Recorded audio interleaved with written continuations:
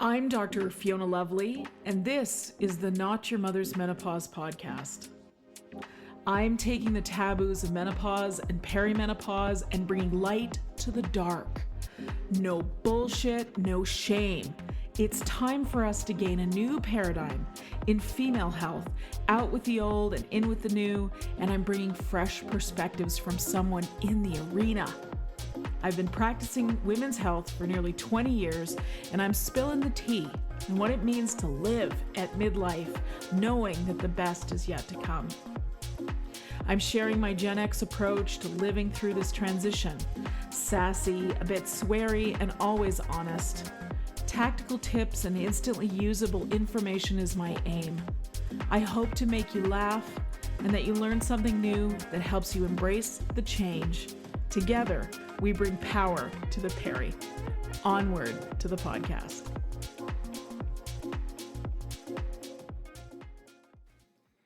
Hello, listeners. Welcome to the show, episode 133. I'm talking today to Jennifer Scheinman. Jennifer is a seasoned registered dietitian nutritionist with over 20 years of experience in the field of nutrition and wellness, and has worked at some of the country's leading institutions for health and wellness. Jen's master's degree in integrative and functional nutrition, coupled with an advanced training in bioenergetics and hormone balance from the Institute of Functional Medicine, provided her with a profound understanding of the complex interplay between nutrition, cellular health, and longevity. This specialized education has equipped Jen with a unique skill set, enabling her to delve into the nuances of how dietary and lifestyle factors influence the body's energy production and biological processes of aging. And we went deep on this subject, so more on that in a minute. Jen is currently the senior manager of Timeline Nutrition, where she plays a pivotal role in educating both healthcare professionals and consumers about the significance of cellular health and urolithin A in the context of aging and longevity. Beyond her responsibilities at Timeline, she is a renowned speaker, writer, and media figure. Jennifer also continues to practice as a nutrition coach, dedicating herself to assisting clients in optimizing their nutrition for enhanced vitality and longer health span, one of my favorite subjects on this show. Now, we had an interesting conversation about longevity, about how the healthcare system isn't really set up to take care of us long term. We have expanded our life length in the last several generations dramatically. However, we're not healthier for it. And so we got into this. We talked about this at length. We talked about muscle strength and what it takes at midlife to see to your muscle health and make sure we are taking care of ourselves long term. And you know, so much of this is emerging as new research, etc., and we did discuss this as well. One of the things I'm most curious about is making sure that frailty is not something that enters this house that I'm in. And what I mean by that is frailty is in loss of stability and strength and balance and muscle and bone and energy. And what can I do about this now at my age now? And it turns out there's an awful lot that you can do. And Jen talked to us certainly about making sure we're getting enough protein, we're doing strength training or resistance training. She talked about cellular health and the importance of mitochondrial health, which we haven't talked about so much on this show. So this is a newish topic for us. And how looking at the mitochondrial health at this point in a few years will be just like when we were new to gut health and probiotics. It will literally be something we're all talking about. She spends quite a bit of time educating me and you on the supplement urolithin A. It's a natural substance that's in the body, and how supplementing it can actually help us maintain that muscle strength and energy, etc., and how it all works, the mitochondria and the ATP. It was a really interesting conversation. And the research involved around how urolithin A can be really, really helpful for us as we're aging. So please tune in. By the way, at the end of the show, we took all this know-how about mitochondrial health and didn't just talk about the muscles, but we went into skin health, specifically skin on the face, the places that we're really showing aging as our estrogen and collagen decline with age. I happen to be a huge fan of skincare, and so I loved this part of the conversation. So without further ado, let's hear from our sponsors and then on to the episode with Jennifer Scheinman.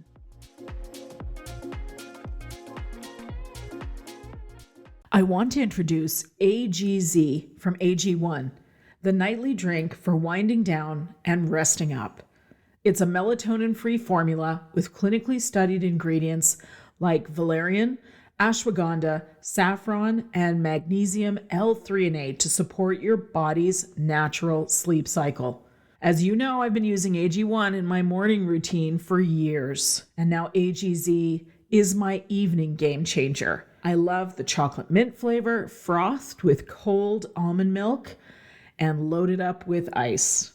I sip it while I'm journaling, reading, meditating, or stretching, whatever thing I choose for my nightly sleep hygiene. It's the perfect signal to my brain to slow down. If you're ready to turn down the stress and focus on the rest, head to the link in the show notes. drinkag1.com/Fiona Lovely. Again, this link will be in the show notes. You'll get a free frother with your first purchase of AGZ. I love it.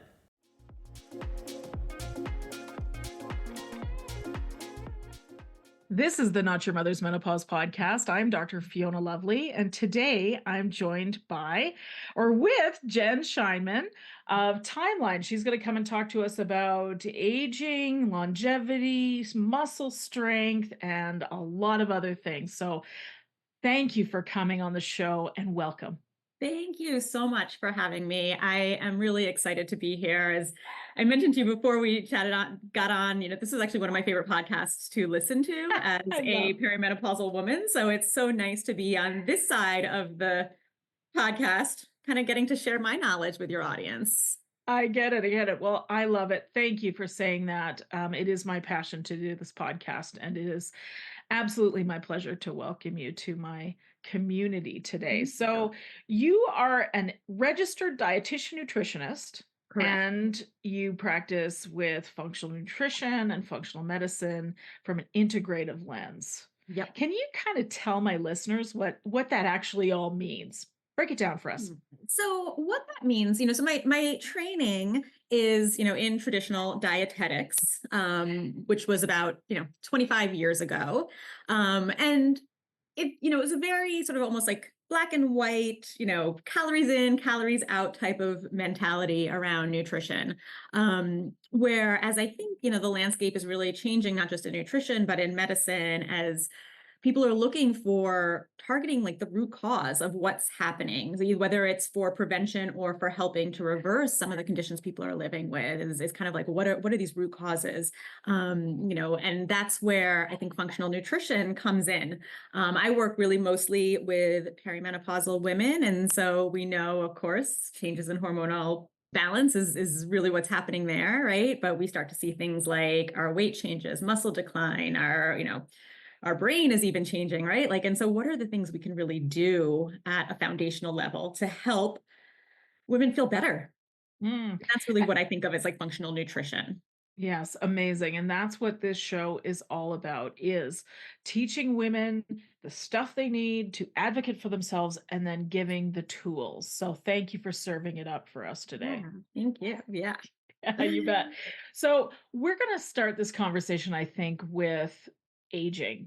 Yeah. And I like that term better than anti-aging because that's just kind of sometimes as it's been around too long, it's too much of a buzz. We get a kind of an ick kind of factor to it, But when it comes to longevity, we're learning a lot these days. We're learning a lot about, yes, and thank God. And I think it's fascinating. Women in our age group, men too, but this show is by a woman for women. So here we go. We're talking about women's health. For women, there's so many little tweaks that we can do now to make sure that we avoid the issues, the chronic diseases, the frailty, et cetera, that we saw our mothers, potentially our aunties, our Mhm. grandmothers, grandmothers, et cetera, go down with.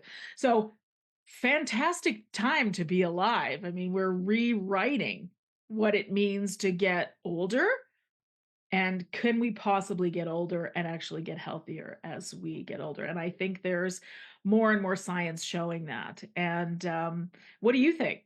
Yeah, I mean, absolutely. So there's this concept, right, of like health span versus lifespan, right? Mhm. And so lifespan is that chronological, how many years from the day that you're born are you going to live? But it's not really taking into account the quality of those years, right? And exactly to your point, we've watched a lot of our mothers, our grandparents, just older female relatives and friends start to kind of have this decline, whether it is more, like frailty, muscle decline, joint pain. I mean, I know my mother is, very healthy 75-year-old, but she's had multiple joint surgeries and back surgeries that have impacted her ability to kind of be as active as she wants, right? And so the idea is, yeah, what are the things that we can do so that those later decades can be as fruitful and enjoyable as our younger decades are, right? How can we still do the things we want to do, whether it's, travel in your retirement, start a new career in your 70s, or, just play with your grandkids, right? Mhm. And that's to me really that stark difference between lifespan and health span. Yeah, absolutely.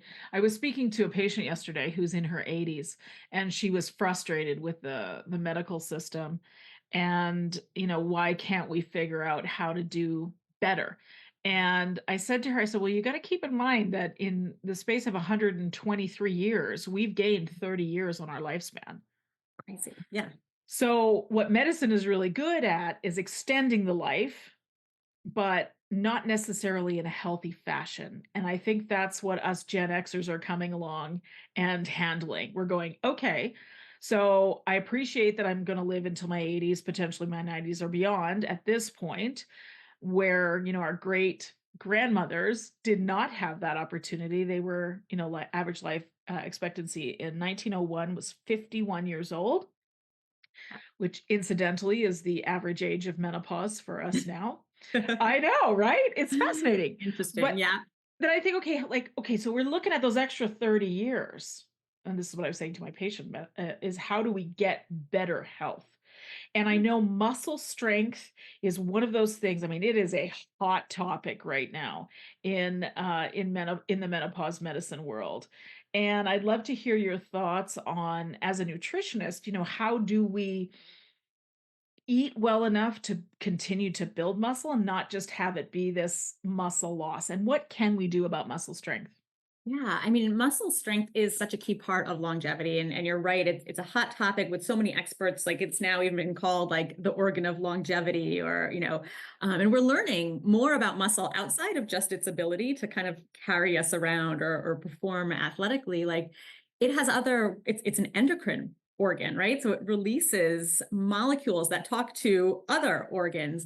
It is, a metabolic organ, right? It is a glucose disposal system, basically, right? It can help to lower blood sugar when we're using our muscles correctly. So there's so much about muscle that we're still even just like learning and uncovering.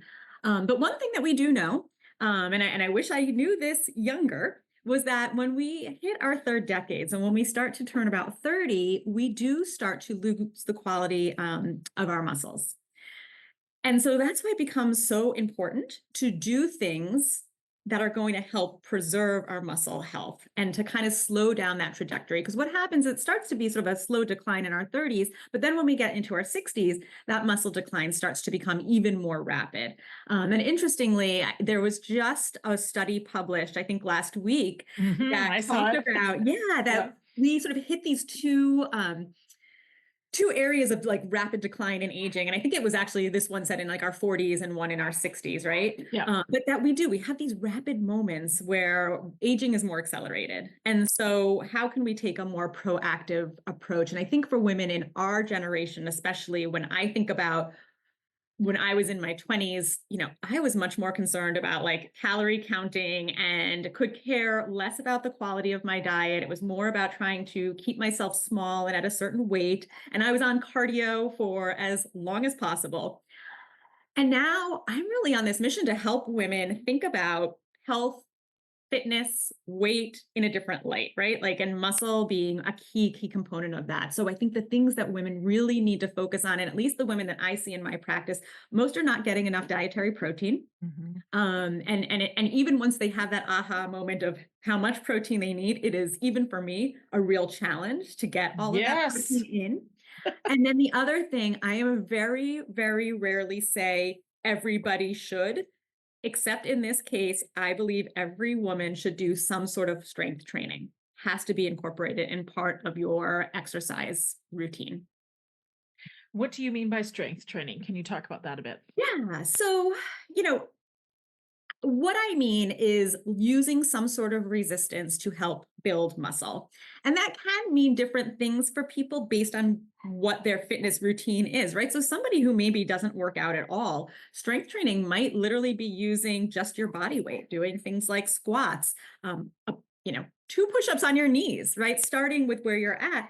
For somebody, though, who is been really physically active and has maybe done strength training a lot, it might mean lifting weights that are pretty heavy.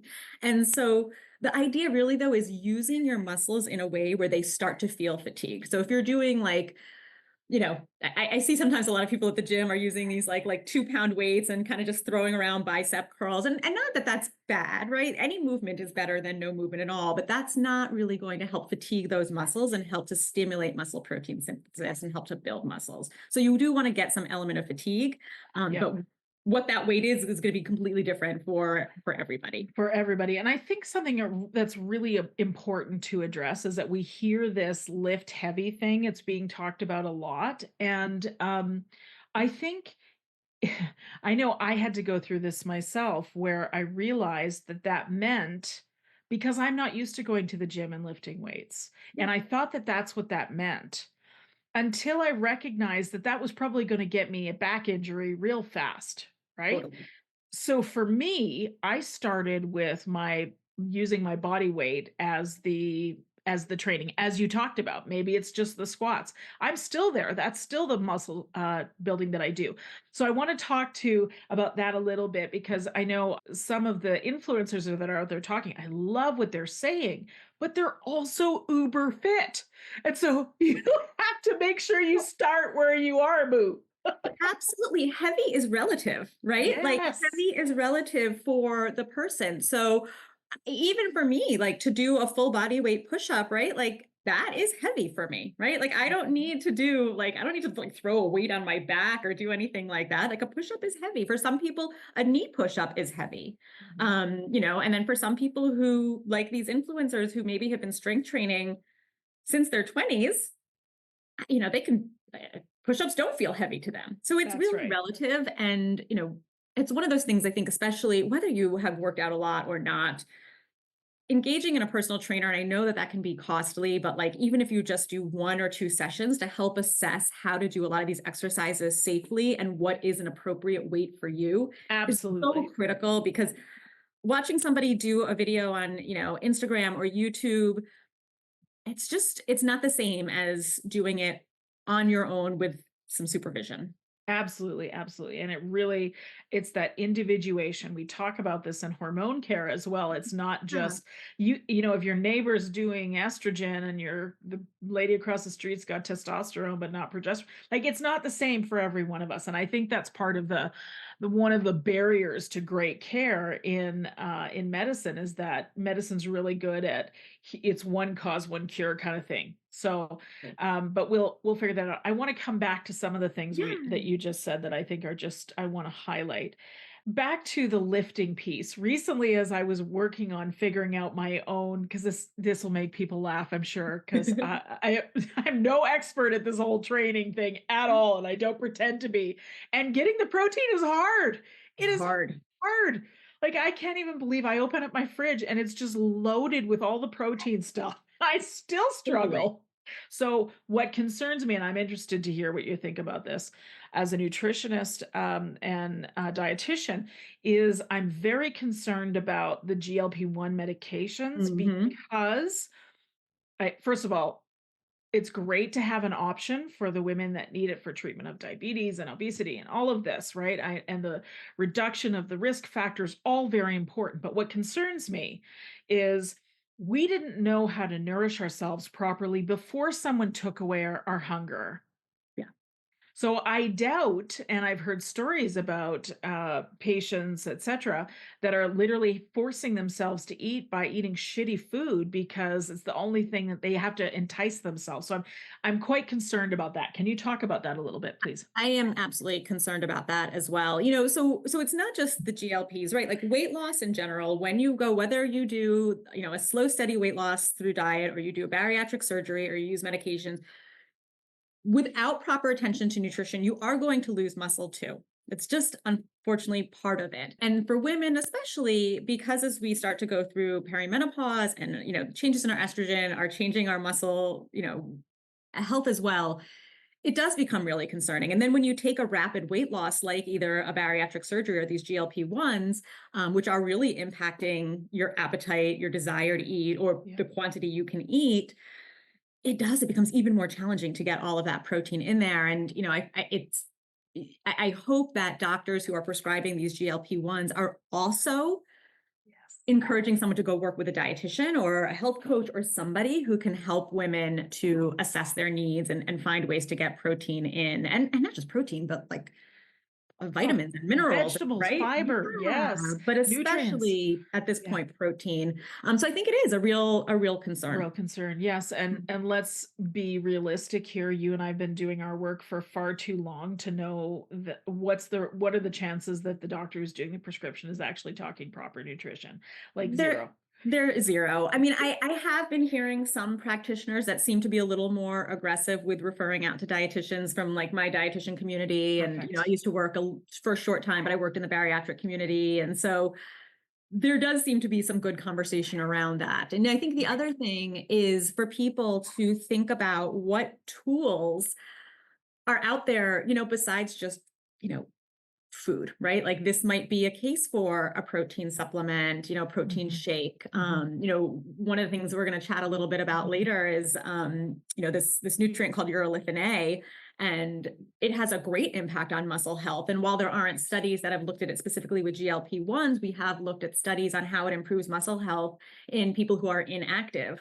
And so this might be, a nice layer, right? So it's starting to think about what are some of the things that you can do when diet becomes really hard. What dietary supplementation can you use to help offset some of that damage? And it's a Yes. tough thing, right? Because we know that carrying around extra weight is not really healthy either. Mm-mm. It can be challenging not just physically but mentally as well, right? And so there's just a lot of cost benefit analysis that has to be taken into account when somebody decides that they want to go on this. Is this may help with these things, but you might come up with these other issues, and Mhm, mhm, mhm. that's really only a personal decision you can make with your doctor. Yeah, absolutely, and it seems to be that, I wish that conversation was being had a little more robustly rather than, this is the weight loss drug. Miracle, yeah. I mean, I get it, I get it. I would love it to be a magic wand too, but there's always as you said, cost benefit analysis.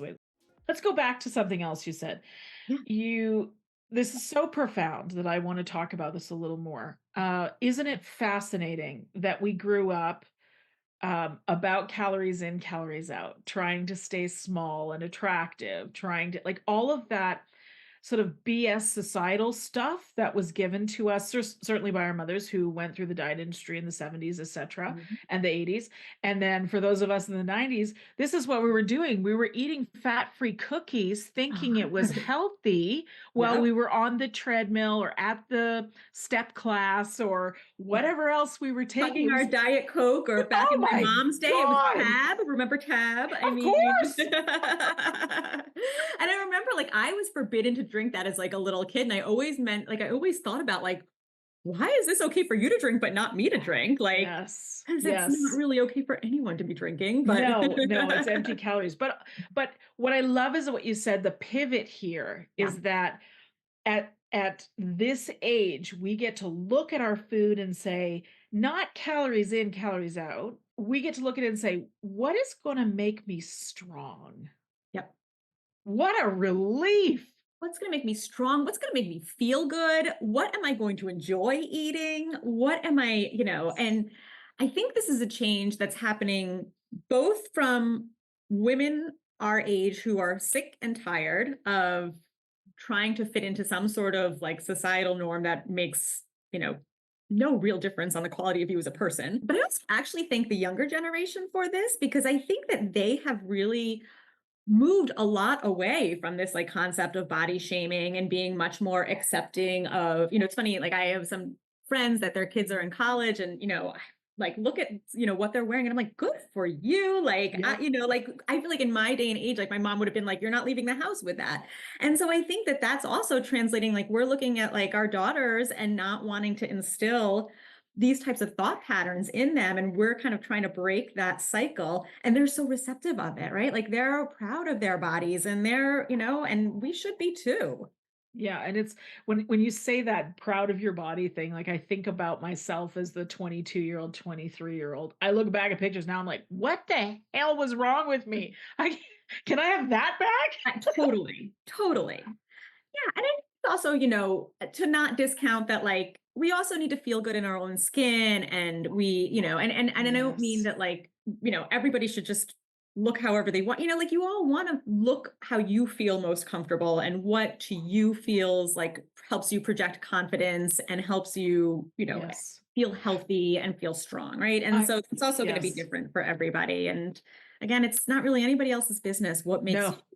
thrive or No. feel I'm good. all for the inclusion. I'm Yeah. all for it. So it's about damn time as a kid who struggled with all of those things. It's not it's time. Okay, let's go back to this strength thing. So, what makes a muscle strong and how can we look at that in our own lives and support those processes, please? Yeah, well, so I'm not an expert in like muscle physiology, right? So like I'm a dietitian and I there's probably some other experts who can dive into this much better and more nuanced than I can. But when you think about muscles, there's a couple things you can do to help make them stronger, right? You can nourish them with proper nutrition. You can train them through exercise, right? Resistance exercise specifically, it kind of starts to actually like exercise is it's called a hormetic response, Mhm. which basically is a stressor that we get stronger from. And that's what exercise is. I feel Um, like my whole life's been a hormetic. I didn't know. Tell me Can about I it. say?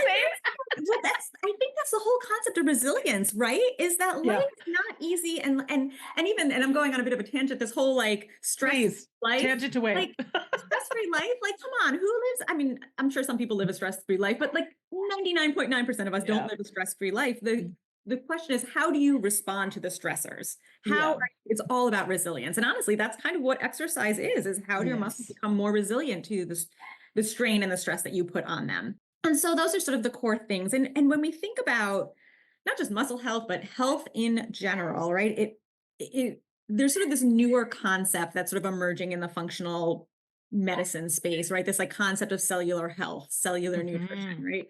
And Mhm. that we are actually made up of these individual building blocks called cells, Mhm. and how we nourish them, how we take care of them really translates into how that particular organ system functions. Mhm, mhm, and of course, the mitochondria is a really big part of that, and we've been Yeah. talking about mitochondria in the, functional medicine and anti-aging, let's call it longevity, let's say longevity Longevity. space For for a that. while, but I have a feeling you've got some real nuggets to share on the whole mitochondrial health, please, and my listeners will be fairly new to this subject, so, like, break it down, sister, like, make it easy Yes. for us. So let's talk about why you should care and why I think people's ears should perk up. So I actually kind of compare mitochondria, not in function or any way, but more just like the story and the education around it to like the gut and probiotics, right? Like 10 years ago, this was this very novel concept that we had bacteria in our gut and what it did was, it can harm us, it can help us depending on the balance of it. It can help even things outside the gut. And so I think that we're on this cusp right now where mitochondria are starting to get talked about by experts like you. The research that is out there on mitochondrial health in longevity and in healthy aging is like undeniable. And as that starts being translated into therapeutics and then also mainstream media, right? Like it's going to be the new gut health, where in a few years from now, this, believe it or not, will be a household term. I firmly believe that. Perfect. So Oh, let's chat about what it is, because for most of us, it brings back probably bad memories of high school biology, where totally. you had to learn about this mitochondria powerhouse of the cell, and that was sort of it. And so the reason it's called the powerhouse of the cell is I like to think of it as like a little factory, right? So inside each of our cells require energy to function. And every cell, other than our red blood cells, they get energy a slightly different way, but every single cell in our body has mitochondria. And it takes the raw material, so the food that we eat and the air that we breathe, and it goes through this like complex assembly line, like, I almost picture sometimes like I Love Lucy on the like chocolate factory, right? Yep. Yep. And so there's a lot of mishaps that can happen, right? And then at the end, you get this currency for your cells, cellular energy. Now, the issue, though, is that just like any other factory, with wear and tear, it starts to break down, it starts to become less efficient, or you're not giving it good quality raw materials or those assemblymen and sort of other core ingredients to churn out that ATP. We're not getting enough of that through diet. And so we get this issue of mitochondrial decline, and aging actually also causes mitochondrial decline.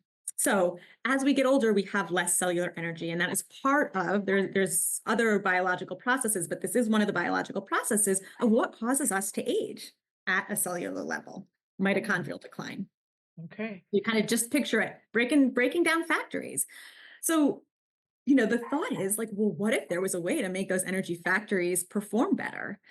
And our body, as miraculous as it is, has an innate ability to take those dysfunctional mitochondria, those old, worn down factories, recycle them. So use what's working to create new, better performing factories. And that's a process called mitophagy.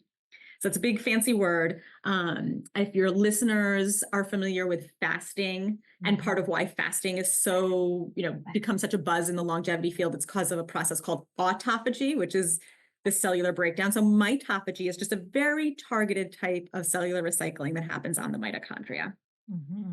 And so, right, the thought is, well, how do we keep our mitochondria functioning better? And how do we keep that recycling process optimized and running efficiently? Mm-hmm. Mm-hmm. Listeners of the show are well familiar with fasting and autophagy. It's one of my probably most things I get requested most, and to talk about the reason why fasting works well for brain health. And of course, Mhm. autophagy is a huge, huge, huge part of that. So, what you're saying then is mitophagy is the specific version of the cells recycling from autophagy is sort of the overall, and mitophagy is the more specific. So what gives us like how do we encourage mitophagy? How do we encourage the cell factories to do their job better?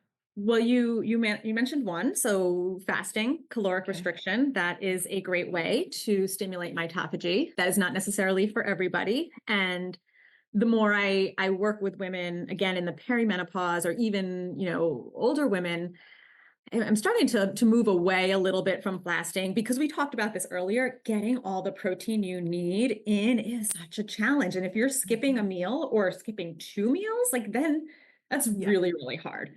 Um, That's a lot of protein in yeah. one meal, and the research shows we're better off if we split it up across the Yeah. day. I mean, Yeah. I'm a big fan of doing, people call it fasting. It's really time restricted eating, where, you go 12 hours, maybe 14 hours without eating. I think Yeah. there should be a nice cutoff between your last meal and before you go to bed, but more extended fasts, I'm starting to kind of rethink it in my practice itself. Agreed.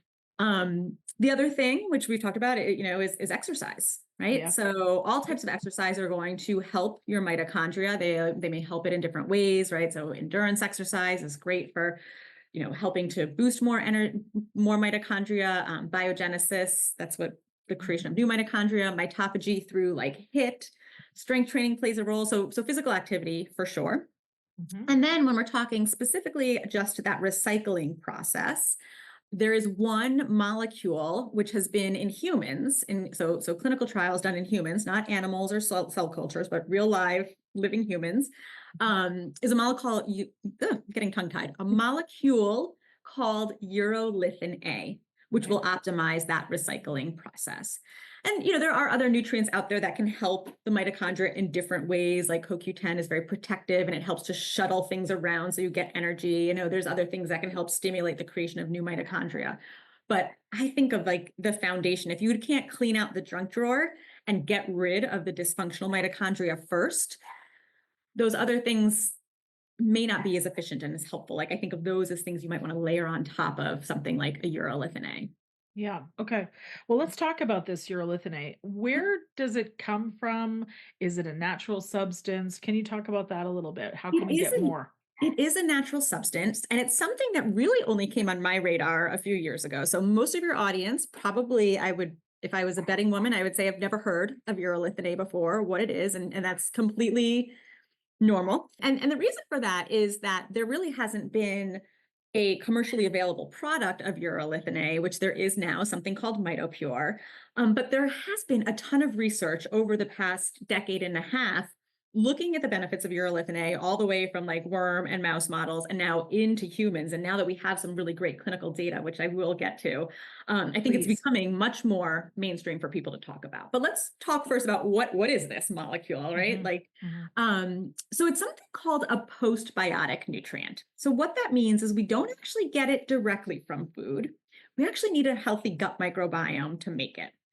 So again, we're all very familiar now with like what the gut microbiome is. And I kind of like to explain it in very simplistic terms as we have these bacteria, these critters that live in our gut, and we basically give them room and board. They get to live there. They get to eat the things we can't digest. So fiber, polyphenols, these are plant compounds that we can't really digest. Our gut microbes, they can. And then they pay us back in what's called a postbiotic. So they pay us back in these nutrients that help our health. And so vitamin K, for example, that is a postbiotic nutrient. Our gut actually will make vitamin K for us. People who are familiar with like gut health and actually just, cognition as well, like short chain fatty acids. That is another that butyrate. People are becoming much more familiar with butyrate. That's a postbiotic. And so urolithin A is a postbiotic. So the caveat is that we need our gut to make it. And we also need to eat enough of the right foods that our gut will then convert into urolithin A. And most people don't have the right gut microbiome to do that. And most people aren't eating the right dietary precursors to make a meaningful quality of it. Interesting. Yeah. So we need the dietary precursors, which is a really interesting conversation. And I think about, and I've said this quite often in clinic, is that when I started working as a professional, we didn't talk about the microbiome at all. It was Mhm. not something that was discussed. And not long after I started, we started talking about it and saying, actually, you should be taking the bugs to make sure the inside of your body is populated with the right bugs. And I remember being slightly horrified by that. Totally. But ew, bacteria in my gut. Right. Right? Totally. And now we understand that it's literally everywhere. It's in our nose, our ears, our scalp, I mean, our vagina. I mean, literally Everywhere. everywhere. So it's less icky than it was all those years ago. But I love what you're saying about the way we now tend to our gut that we didn't 20 years ago. We are now able to look at and take care of our mitochondria in the same way. And so let's say that somebody doesn't have the right environment to make the urolithin A in a good amount. Is there a way to bring it into the diet? Yep, and through a dietary supplement. So there is, as a disclosure, I'm the senior manager of nutrition affairs at Timeline, which are the makers of MitoPure. So it is a clinically validated urolithin A dietary supplement. And, I am definitely a food first kind of dietitian, right? I think that to the best of our abilities, we should focus on a healthy diet to get the nutrients that we need. But dietary supplements play a role. It's called a supplement because it is meant to supplement things you can't get enough of in your diet. And urolithin is one of those molecules that I think for most people, there's a benefit to supplementing because, we've tested wide varieties of people, and we actually have a published article looking at, who can produce urolithin A. And what we found is really only about 30% of the population has the right gut microbiome to make urolithin A anyways. And the reason for that, it's interesting because, we've had some of our physician partners test themselves, and these are people who are doing all the things to take care of their gut, right? And they're still not producing meaningful quantities, right? And so, if they're not, then the general population probably isn't either. And, I know myself, like I was a C-section baby, I was bottle fed. So, I already have like the card stacked against me for good gut health. So that's a challenge. The other thing that was really interesting is that to get what like we sort of call a therapeutic dose. So the clinical trials that have been studied on MitoPure use 500 milligrams or up to 1,000 milligrams. So to get that clinically meaningful dose, you would actually, assuming you have the right gut microbiome, you would actually have to drink 6 cups of pomegranate juice a day, which again, I'm a food first type of gal, but I would never tell anyone to drink 6 cups of pomegranate juice a day. Like the That's so much sugar sugar. alone that you're probably getting would be worse than, any benefit to the urolithin that you're getting. So no shade to pomegranates. I love pomegranates and they absolutely, I eat them regularly. They're delicious. They're healthful, but I don't use that as a source of urolithin A. And so the main dietary precursors are pomegranates, some berries, and some nuts like pecans and walnuts. So it's the polyphenol is called oligotannins. And so they're not widely in all the foods that we eat. And to the point that I just said, to get that sort of therapeutic dose, you have to really eat a lot of those foods, more so than probably most of us want to do or should do. Interesting. So we're assuming that the research shows 30% of the population makes a meaningful amount of urolithin A. So let's just Makes really any at all, not even meaningful, just makes any at all. Oh, that's interesting. Okay, so this is going to end up I can see where you're coming from when you say this is going to be a conversation that 10 years from now everybody is doing because if we need it, especially for anti-aging of the mitochondria, then we absolutely need it. So, what kind of results, now that we've talked about MitoPure, what kind of results are you seeing in terms of muscle strength, etc., when you're using the supplement? So there's been several studies now. There's 3 really well-designed published trials in, top-tier medical journals. I think this is important for your listeners to understand how dietary supplement research is normally conducted. It's either not conducted, it's conducted after a product's been released, or there's like a lot of these like proprietary blends where they'll take like, research from vitamin C, and then they'll kind of like put it in their own formulation and kind of make those claims. So part of the reason I joined the team at Timeline is at that point, like in 25 years as a registered dietitian, the quality of research that this group was doing on their supplement is sort of flipping and the way that nutrition research is done, where they are actually investing probably millions into studying this molecule and then going to create a product. So almost much more like a biopharma type of approach where they're investigating this. So the 3 clinical trials are, the first one really was like proof of concept, safety, and efficacy, right? So it was a 1-month trial with 1,000 milligrams of urolithin A. It looked at sedentary older adults. I think it was like an average age of 70-year-olds. And so for 1 month, we didn't change their diet. We didn't change their exercise. We just randomized control placebo trial. So they either got a placebo or they got the urolithin A, and we did muscle biopsies at the start and after the end of 1 month. And what we showed was that a lot of the gene markers for mitochondrial health and mitochondrial turnover, mitophagy, all of that was upregulated. So we were, in fact, inducing mitophagy in skeletal muscle in humans.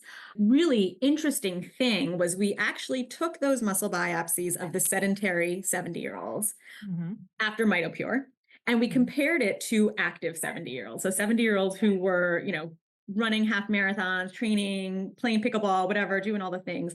And it essentially made the inactive sedentary 70-year-old mitochondria look like active 70-year-old mitochondria. So that is super cool. Yeah. So the next question really is, well, okay, so what? Like, how am I going to feel? How is this going to improve my health? And we did two separate trials there, one looking at middle-aged adults, one looking at older adults. And we did, again, no diet change, no exercise change. You just either got the placebo or you got your urolithin A. And what we found were several markers of muscle health, like muscle strength, muscle endurance. All of those were improved statistically significantly. And then we saw a lot of like positive, meaningful trends, which I think are very clinically relevant. So things like VO2 max, things like a 6-minute walk test. So somebody who is inactive, how far can they walk in 6 minutes? And then they can work farther just through taking a supplement. And I think that's pretty incredible for people who are looking either to substitute what they're already doing or who are struggling with exercise, either because they physically can't do it because of an injury, or they're just looking for something to help them take that initial step. So it's pretty incredible. Wow, that's impressive. The 6-minute walk test, fascinating. So, strength and endurance. Correct. Correct. That was No, gonna going to shift gears just slightly because where the research is going. So we've now also looked at this molecule outside of the muscles as well, because again, when we think about mitochondrial decline as a hallmark of aging, right? Our brains and our nervous system require tons of energy, right? Skin cells. So we have now also looked at skin health, and then we have some preliminary data looking at immune health. And so other areas of aging that are all dependent on mitochondrial decline, and that when you use urolithin A and skin specifically topically or Mhm. orally, we can start to see these boosts in other types of cell tissue as well. So I think that the research is there for muscle and for skin, and we're getting there for a lot of other organ systems as well. So it's really exciting. It is super exciting, and I have a couple of things I wanna ask about. Yeah, Let's drop a pin in skin because I wanna for come sure. back to that, one of my favorite subjects. And the other thing, I wanna come back to the 6-minute walk test and the strength and endurance that, Yeah. we're talking about. You know how we talk about supporting your body through every phase of life, especially menopause? Well, here's something I've actually been using, and I want to share it with you. MitoPure Longevity Gummies are the first longevity gummies that work at the cellular level, and that matters more than you might think. Here's the thing: as we move through menopause, our cells naturally make less energy. These gummies support that cellular powerhouse with clinically proven urolithin A, targeting a key hallmark of aging: mitochondrial balance. Of course, the mitochondria are those cellular powerhouses. So you can feel strong, clear, and vibrant. These gummies are sugar free, clean label certified, and honestly, it's so much easier than taking another pill. I actually keep mine on my desk, and when that mid afternoon slump hits, I take two. It's become my go to instead of reaching for caffeine or a sugar hit. Longevity doesn't have to feel complicated, it starts with one daily habit. Start 2026 strong with 30% off your first month. Head to timeline.com/lovely30. That's timeline.com/lovely30 because you deserve to feel your best in every decade.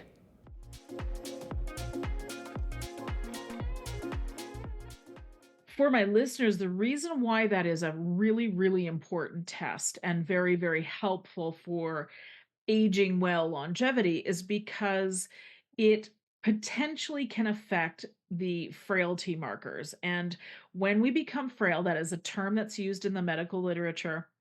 We have that loss of stability. We have the sarcopenia, which is the muscle loss.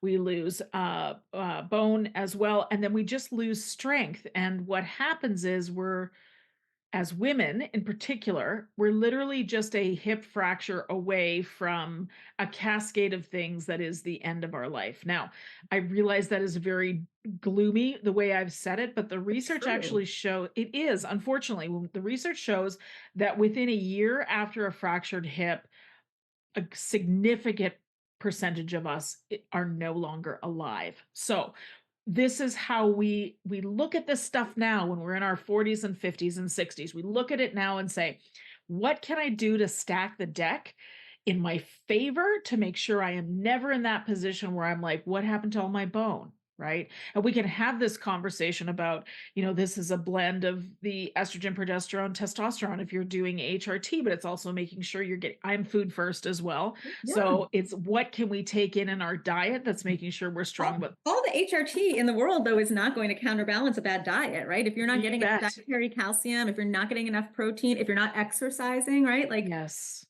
you have to do a holistic approach to all of these things. And, absolutely. the founders of Timeline are actually a team of doctors and scientists they really wanted to disrupt the nutrition supplement industry. And, they started really in muscle because exactly as you were saying, there's this huge unmet need of instead of waiting, because modern medicine likes to wait until we have a diagnosable condition. So let's wait until you are sarcopenic. And then we don't even really have good drugs to help you. No. You are, right? Why are we waiting for that? What are the earlier interventions that we can do to help prevent you when you are starting to get in that pre-frail type of, condition, right? What are the things Yep. that we can do that are going to help slow down that trajectory? And, Yes.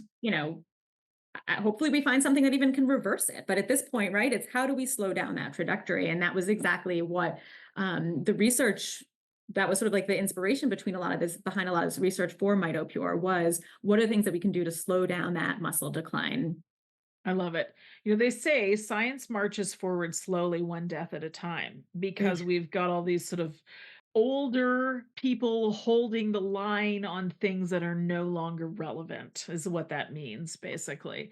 And so it's going to take someone or several someones on the inside to say, the system, the model that we have is not working. How do we disrupt it? So, mad props to the timeline scientists and doctors who said, let's see if we can get ahead of this. And we need more science and innovation like that. So, I'm Right. so grateful for it. Yeah. I And one really thing I am. wanted to touch on, because I couldn't agree more, and honestly, that's part of why I joined the team. You probably know the statistic better than I do, but there's some sort of statistic that, right, like people talk about evidence-based medicine, right? Is, what is all the research that, formulates these sort of like practices that physicians will do, right? Like when you prescribe a statin, when you prescribe something for sarcopenia. And it's something like, doesn't it take something like 10 or 17 years or something like that for the research to kind of catch up to evidence-based medicine? And so, the first model is like do no harm. And then it's like, well, okay, so definitely not doing harm, but how can we advance and help somebody instead of waiting 17 years for this to become, Yes. a guideline that we all adhere to, as long as, again, we're using things that are safe. Yep. And that's another thing I definitely want to touch on is the incredible safety protocol and, safety and transparency that we have in all of our clinical studies and in our products, third-party tested. But That yeah, so matters. that we're giving people safe things Hmm. that when you think of the biomechanics, when you think of that cellular health and the way that our cells work, right, this could make a huge difference, even if it isn't quite yet at the point where it is now part of like a clinical guideline that, you know, Oh, everybody's I'd practicing. say. Yeah. Yeah, 18, 17, 18 to 20 years is what I've heard. So, what we're talking about is the amount of time it takes for research to emerge and then become the status quo in a medical Yeah. office. Standard of care. That was the word I Standard was of looking care, for. yes. Yeah. And so it's the thing to think about is I always say this is why us private healthcare providers can pivot so much quicker because we are not funded by big pharma and we don't have to wait for large hospital or hospital systems, et cetera, to change their policy, which is ultimately what it is. So, in a way, if a woman is struggling with her medical doctor that's within the system, and she can access care that's privatized, I would say that's always a better experience. Very rarely do I hear that it wasn't. And people have great doctors in the system too. So it just really just depends on a lot of things.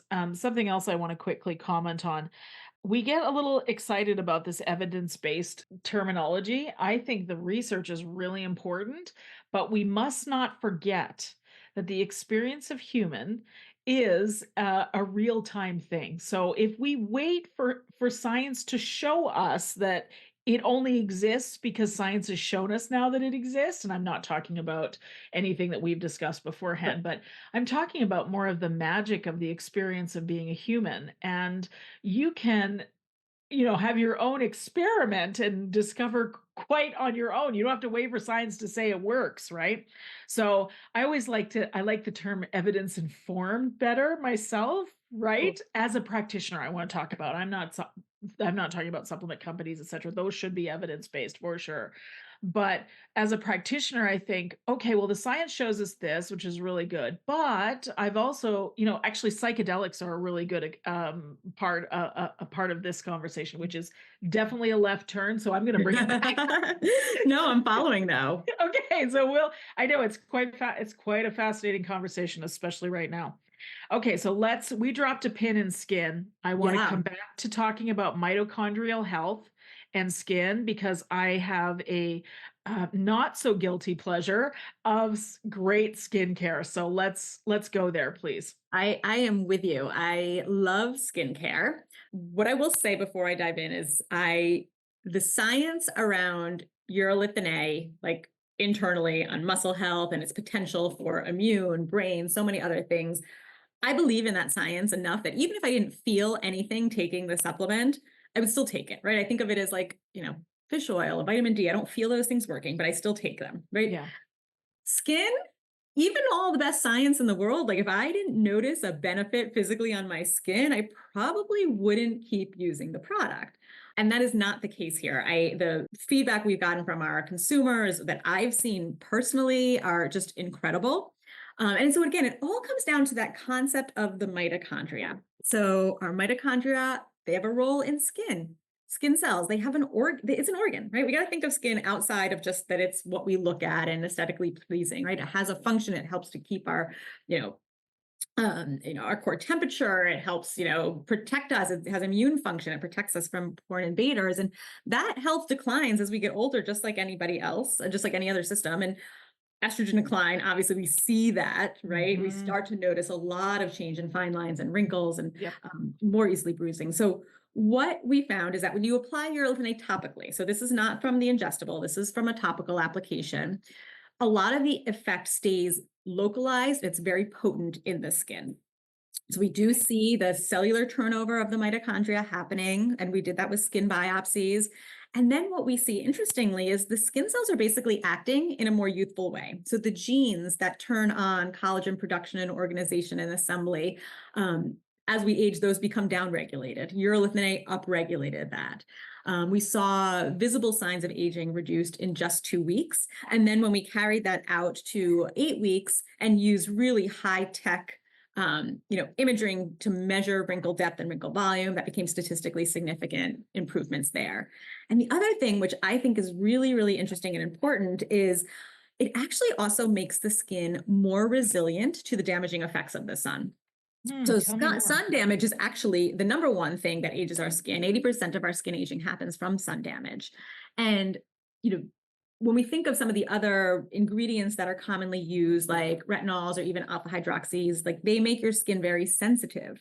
And you have to be careful when you go out into the sun. That is not the case. I mean, you still should wear sunscreen, be careful in the sun, but it's not going to make you more sensitive to the sun. And in fact, it might have a bit of like a benefit in helping to reduce a lot of the inflammation that happens from sun damage.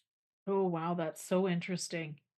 And I love to hear you speak about it this way, on the heels of talking about how it works well with muscle health and strength, urolithin A, and the mitochondrial effects. Because, the thing is, I haven't talked much about skincare on the show, and I just think there's, well, just a lot of BS in the whole industry.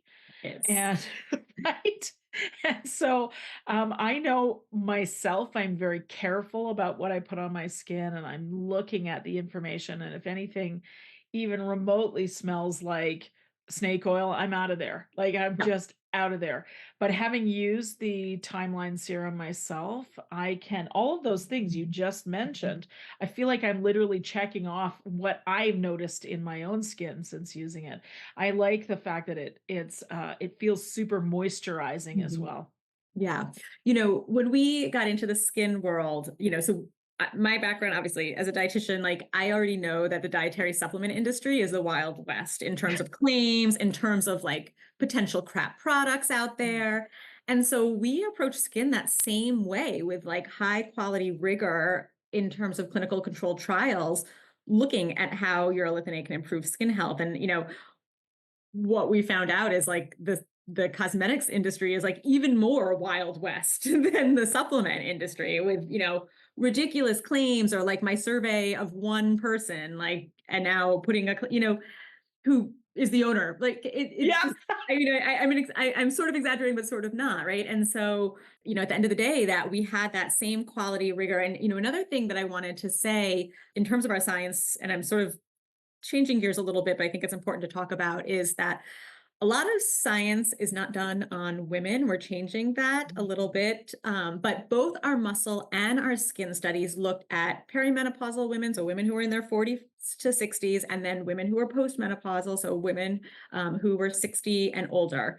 So we know that these things work in our demographic. It wasn't just done on men. There was equal populations of both. And actually, some of our studies even had more women than men. And so I think that's also a really important element when you're talking about any supplement, dietary intervention, skin intervention. Like, was that tested on men? Was it tested on humans? Was it tested on my age group? Sometimes you see things like, take this protein powder, but that was tested on like, college age Olympic athletes. Well, how's that going to help me as No. a 49-year-old, dietitian that works out when I get a chance to, so you have to look at all of these things. And that's one of the things that I think was so important about MitoPure, is that it tested on my demographic. Yes, I absolutely love that. And I've noticed recently, in recent years, the ads on TV for anti-aging creams, again, I'll use that term because that's sort of what it's associated with, have finally got somebody older than the age of 30. They're Right. bananas. Absolutely. Right. I'm like, I don't want to look at somebody who's 30. Like, that's not my No, skin type. You're not going through what I'm going through. no, no, You also no. probably didn't sit out in the sun with like my, Exactly. baby oil and doing all these Uh-huh. things, right? So it's like I've got a lot of sun damage that I need to correct. Yes, and thankfully the younger than 20 or younger than 30-year-olds hopefully have learned from our mistakes, To and we're steer not clear. putting on the sun in our hair and the baby oil in our and like the reflector. Do you remember I didn't have Oh, I one, remember but the reflectors for sure. For so you got sure. under the chin, right? Yep. Yep. I mean, the tanning boots, I did it all. So Oh, me too. Me too. yeah. Absolutely. Thankfully, I was gifted with really fair skin, so I had to be really careful with what happened on my face. But for the rest of me, no. Yep. Yep. You Same. know? It's crazy. Well, I'm really excited to hear about these advances, and I love hearing how Timeline has taken the idea of let's look at it in a different way. Let's be disruptive of an industry that hasn't always had the best interest of the people at heart, right? Absolutely. Yeah, so I'm grateful to hear that, and I have used and am using both of the products, both the MitoPure orally as well as the Timeline on my skin. I in particular love the serum on my skin, but again, it's because I can feel it, and I after having listened to what you've said, I love when you said it's like the vitamin D or the fish oil. I don't necessarily feel it, but I believe so strongly in what I've seen the research, it just makes sense for me to take it, so I'm gonna take it. Yeah. And I want to touch on that and the expectation for when, if you are going to feel anything, right? Because I think that's, when you look at like our website and you hear our reviews, plenty of people are feeling things. And I personally have felt a benefit as well. But this is not, the skin is, it's not instantaneous, but it's pretty rapid. You're going to see a result pretty quickly, right? Like I Sure. said, in our clinical trials, we saw visible improvements in 2 weeks. When you take the dietary supplement, it's going to take a lot longer than that. So there's that expectation that at a minimum a month, but our clinicals went out to 4 months. And so this is not, an Amazon Prime overnight success where you can just take this pill and in 2 days have energy showing up at your doorstep, right? You Mhm. need to take it consistently. I think that's an important expectation for people to have. And the things that people do so I personally, the first thing I noticed was I don't really get sore at the gym anymore. So my recovery has been really improved. We hear that pretty consistently. And that's actually a study we will hopefully have published soon. We did a study with Olympic trained athletes. We're still kind of analyzing that data, so it's unpublished. But it does seem to be a strong story there for recovery. And then I call it like subtle energy in the sense where like I feel like myself again. Mm. So I don't feel jittery like with caffeine, or even if like you get a B vitamin, B12 injection and you suddenly get this like burst of energy. It's not like that. It's just like I get through my day again with the energy that I need to do the things that I do. Like I tend to work out after work, right? So I can do my full day. I can go to the gym. I can make myself dinner. I can be present with friends and family. And that to me is like really meaningful type of energy. Mhm. So that's we hear that a lot too. And then people are noticing things like improvements if they wear like wearable trackers, things like their VO2 max is changing or they're improving better at the gym. And then, fortunately, like I said, some people won't feel anything, but I truly believe that the science demonstrates that under the hood, it's doing really significant improvements in your health. And that hopefully, you can't really feel a decline or Mhm. prevention, Wouldn't but that be great? hopefully, hopefully it is, right? Like that's the idea is that when you look at the biology of how the mitochondria age and turn over, and we're starting to slow that down, we're hopefully slowing down, the trajectory of aging. I love it. Such an important topic. And I want to thank you for coming on and talking about Yeah, giving us a masterclass in mitochondrial health. absolutely. Yes, it's a Super 101 fun. level mitochondria. I love it. And I am very, very curious, more so than even before, and interested in seeing where urolithin A becomes the standard for us when it comes to the basic things we need to age well. I am quite proud to be part of a generation that is changing that conversation around aging and longevity. So, We need thank it. you. Yes, thank you. Well, where can people find out more? So, we've talked about urolithin A, we've talked about some of the products. Where can people find out more about the products and you? So if people want to dive in more about the products, they can go to timeline.com. And I believe you probably have a code, which you can link in the show notes if people want to try Yes. it out. Yes. So that's a great place. All of our clinical trials are up there for you to see, to dive in. They're all, peer-reviewed journals. So you can look at all the research. And then, of course, social media, Timeline Longevity is Instagram. I believe we're on TikTok as well. So there's some great places where you can learn more about MitoPure and Timeline and all the great stuff that we're doing. And then me personally, I'm at Jen Scheinman Nutrition on Instagram, and Next Gen Health is my website. So Next. Next Gen as in JEN Health. JN. I like that. Health.com, did you say? Yep. Okay, very good. There's so many other things I want to ask you, but for the interest of time, we'll make a part We'll two have to on do a this. What do second. you Yeah, we'll do think? a part two. Well, we're going to have some new research coming out. Yes, So I think, that we can do a part two for sure. I would love that. I would Yeah. love that. Thank you for bringing your expertise onto the show, for coming and educating us about these very important topics as we want to learn more, as we get more evolved and want to learn more about how to do this longevity thing and do it well. Now, if you listen to the show, you're aware that there's two questions I ask every guest that comes on the show. So I'm going to hit you up with it now. And this is uh, Jen Scheinman, the practitioner, is the Okay. person I want to talk to now. So, first things first, I became aware last year that in Europe, in particular, in some of the European countries, women who have just had babies are Mhm. given a night nurse by the government for a period of time after birth so that the mothers can rest and recover.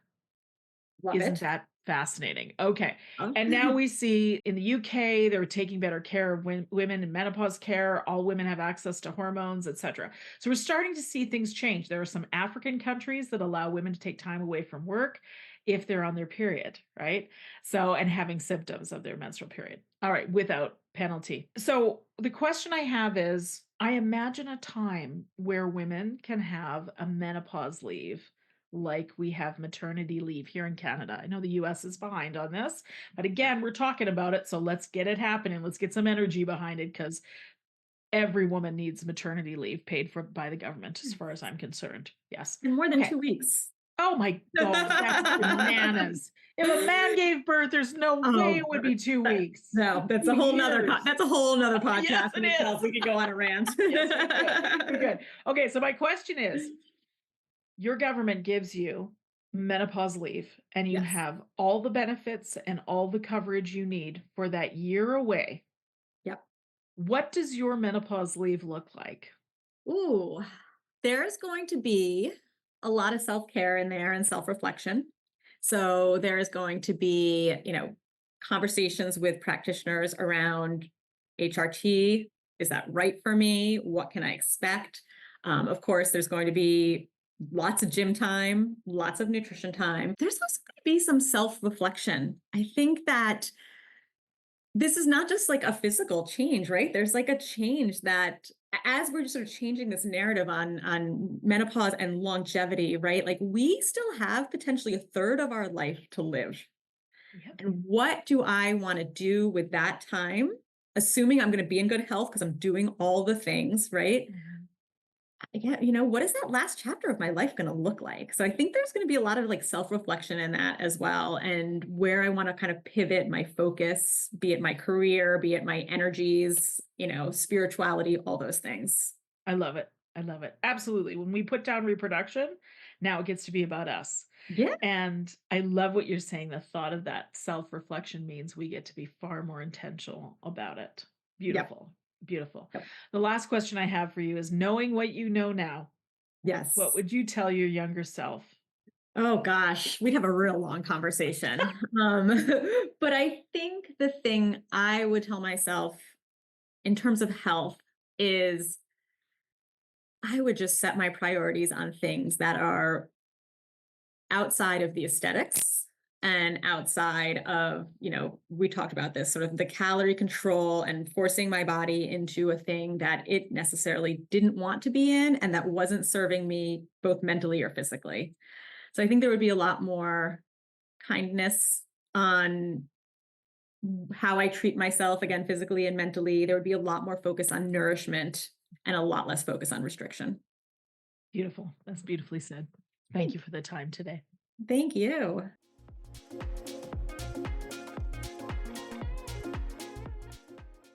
The information and other content provided in this show, or in any linked materials, is not intended and should not be construed as medical advice, nor is the information a substitute for professional medical expertise or treatment. We are doctors, but we aren't your doctor. Seek your doctor's opinion. If you or any other person has a medical concern, you should consult with your healthcare provider or seek other professional medical treatment.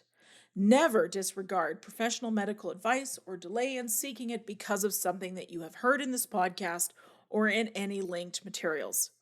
If you think you may have a medical emergency, call your doctor or emergency services immediately.